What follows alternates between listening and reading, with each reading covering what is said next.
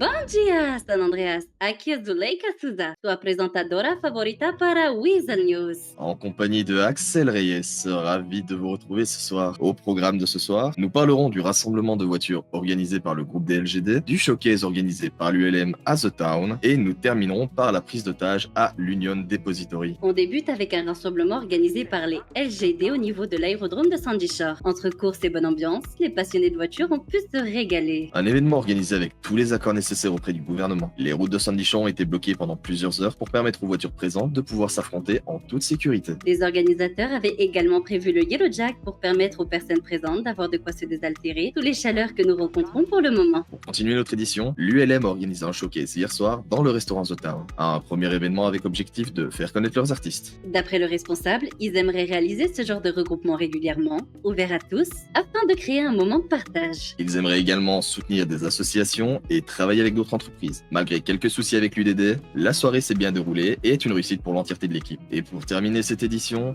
l'Union Depository a été la cible d'une prise d'otage spectaculaire. Retrouvons en exclusivité le capitaine 21 du SASP Sud.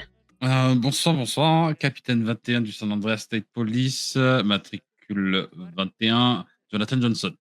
Nous avons eu le signalement de plusieurs personnes ayant été pris en otage, dont des journalistes au niveau du Life Invader. Sur place, 5 preneurs d'otages, ainsi que 12 otages, il me semble, oui, c'est bien ça, 12 otages. Les individus étaient lourdement armés, donc d'armes d'épaule, des automatiques, ainsi qu'un calibre 50.